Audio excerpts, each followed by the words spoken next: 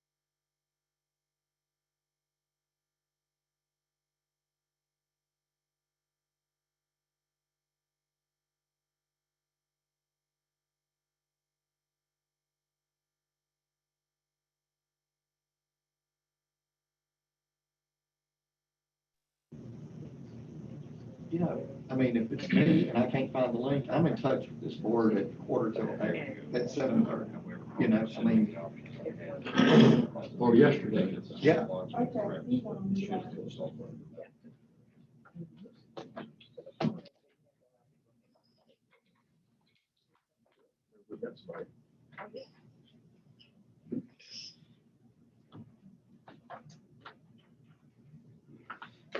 Are we going live now? Yep. Dr. DeCito, can you hear us? He's muted.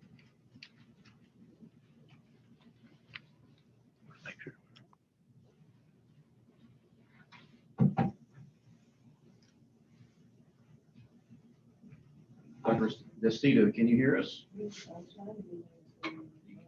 Yes, sir, I can. We can hear you now.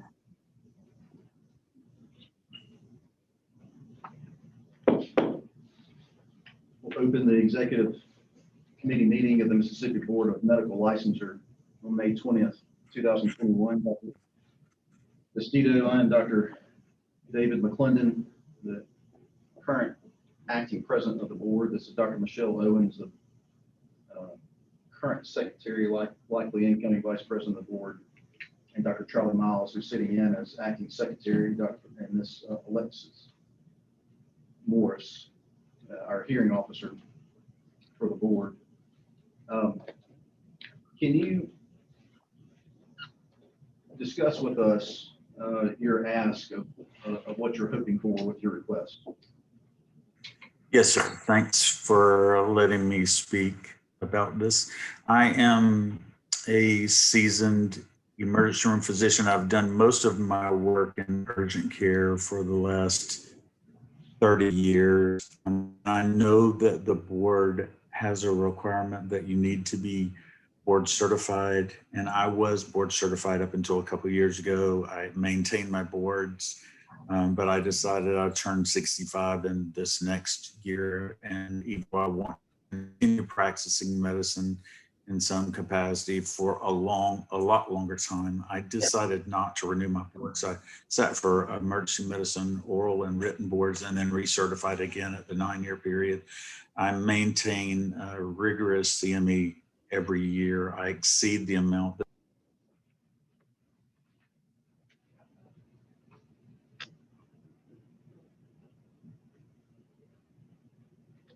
Us or him, Arlene?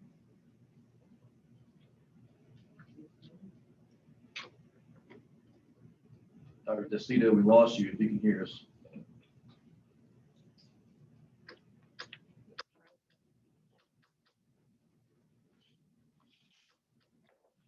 Arlene, can we get him on speakerphone, out on the phone?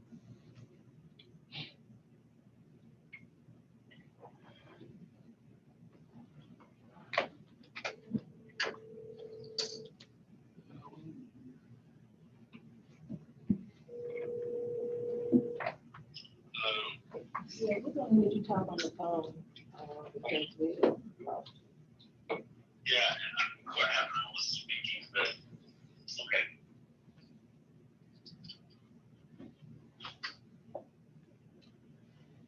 Dr. DeCito, you're on speakerphone. I'm so sorry, I don't know what happened with that. That's okay. I'm on Wi-Fi, but I don't know if you heard me, but I know that there is a requirement with the board that you must be board certified, but I'm asking for special consideration. I've worked for 30 years as a seasoned emergency physician, done most of my work in urgent care in the last 2 years. I've had no data bank entries. I maintain, I exceed the amount of CME that's required by the osteopathic board every year. I'm ACLS, DLS, PAL certified every 2 years. And I maintained my boards until this last time. I'm going to be 65 in January, and I took oral and written boards to start off with, and then I recertified again, and I just decided not to sit for the next recertification, asking for special consideration for that. Doctor, what are you hoping to do in Mississippi? Well, I would like to, I'll tell you a couple of things. My mother, who is still in great health and is 86, has most of her family, a lot of her family in Fairhope and in Pensacola. And the drive from Atlanta to that area is quite long. I'd like to be somewhere on the coast of Mississippi. She also loves Biloxi, and I'm very close to my mom and want to be spend as much time with her as I can. And I'd love to continue working in that area. So I'm hoping to use my urgent care skills in the Gulf Coast to be a great place to retire. Just continue working there and have her closer to her family as well.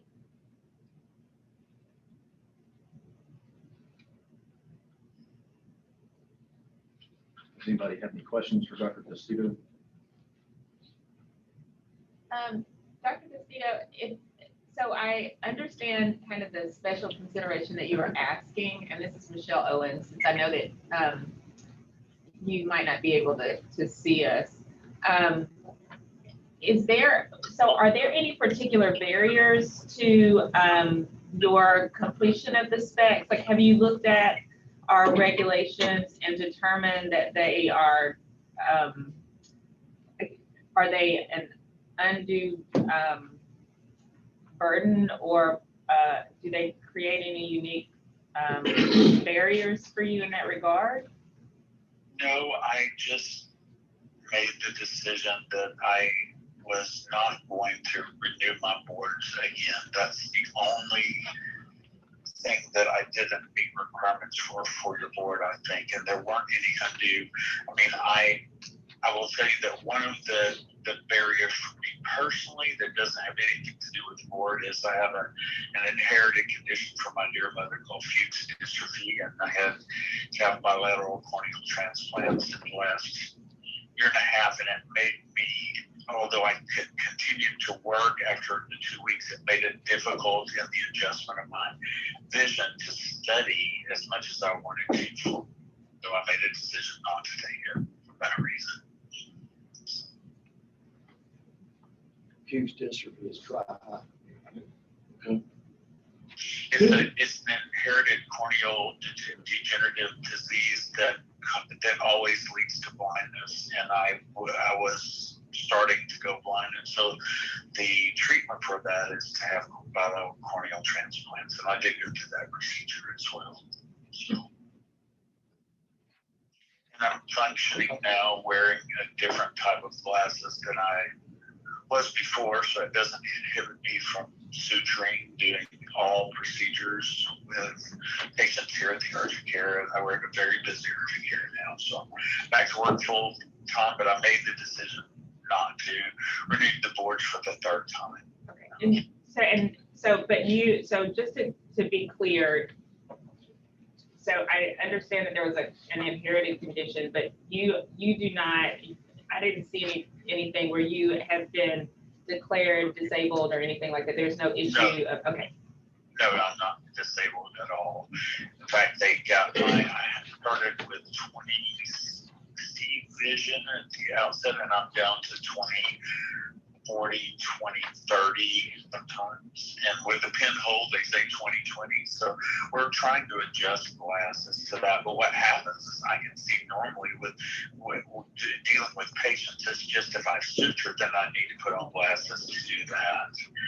And so we're still kind of in the adjustment phase of what the corneal transplant is going to end up being to get the right prescriptive. Dr. DeCito, do you understand that there is a specs exam that you can take? You do not have to become board certified again. I did not know that. No. The specs exam is basically a general medicine exam. Right. Okay. So, Dr. Testito, just kind of course, you sound like a reasonable person, and I suspect you're in excellent position. And we have rules, though, that are to protect the public, to ensure a basic level of competency in all of our physicians who practice in Mississippi. And so it would be highly unusual. We do have Physicians present these requests on a somewhat regular basis, and it's rare for us to give them permission to get their license without at least taking the specs exam or getting board certified within the past 10 years. It would require an incredibly exceptional circumstance, such as maybe with the University of Mississippi or some of the training institution. So my board certification ended in 2019. That's when I chose, and I had leniency until this year to take the board again and decided not to do that. So.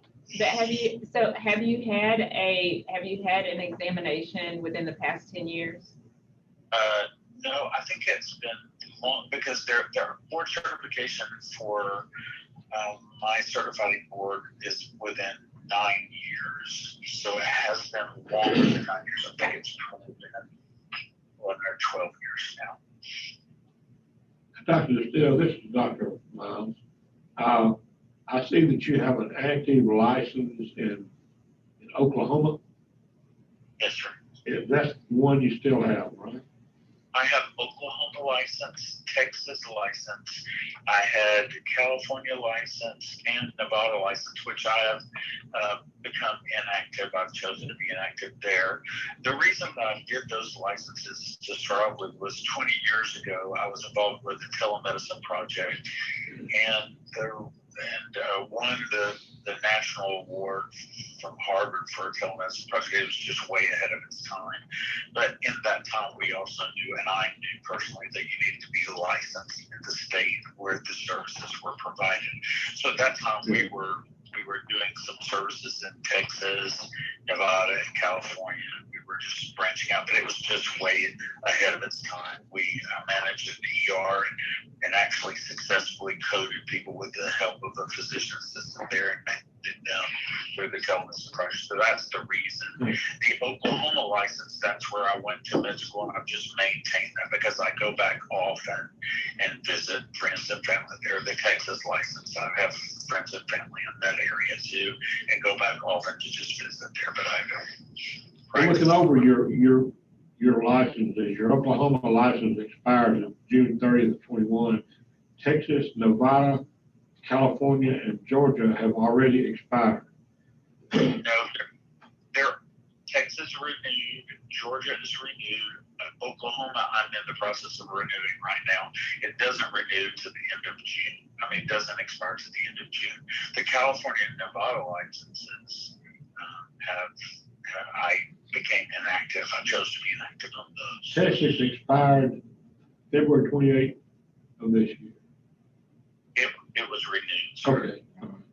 when I put in the application, it was still active, but I've renewed Texas and Georgia because I'm practicing active in Georgia.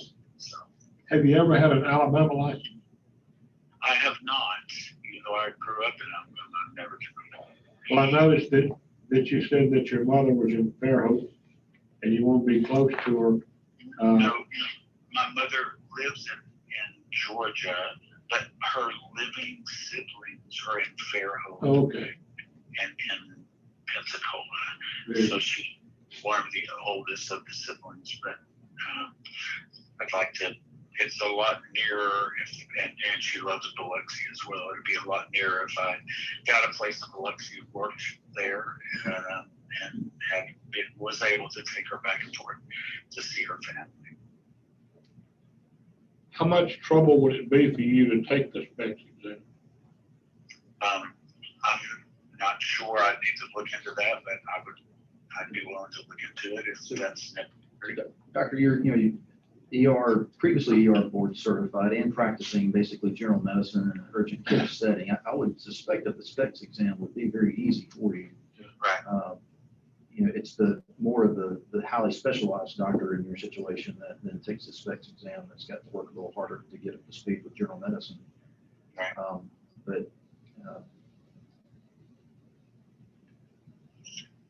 So I'm doing mostly urgent care here and just a smattering of family practice. I work with American Family Care. It's the largest urgent care company in in the country. That we do mostly urgent care. At the height of the pandemic, we were seeing over 100 people a day.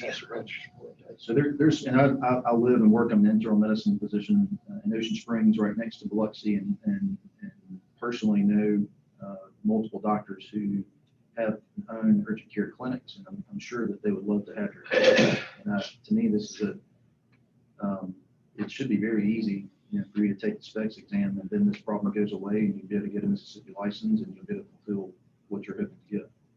Yes, sir. And I would also just add to what Dr. McClendon says, if you go to the Federation of State Medical Boards website, there is information about the specs exam, and there's even a practice exam that you can take, and they have a paper exam that you could kind of print off for free to kind of get an idea of what's out there and what's available. There's a practice test.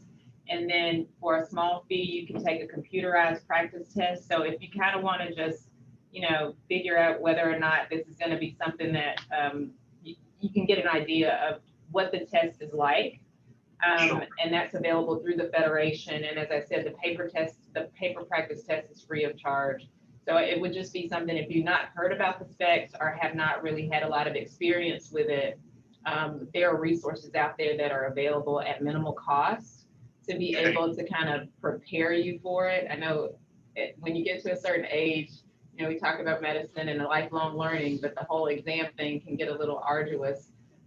So if you have a little anxiety or concern about what exactly the test is comprised of, then there are some resources out there that could give you a pretty accurate idea of what to expect. Well, thank you very much. I will look into that.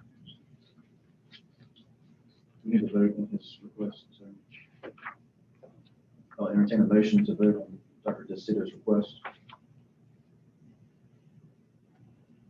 That motion that you take the spec and get back with us. There's a motion on the table. Is there a second? Second. Any further discussion? All in favor? Hi. Any nays? So moved. So Dr. DeCito, that's our recommendation for you is we hope that you'd be willing to take the specs exam and then you'll be able to get a Mississippi license. Thank you so much for your consideration, and I will look into it straight away. Fantastic. Good luck to you. Good luck. Good luck. Thank you so much. Thanks for your time.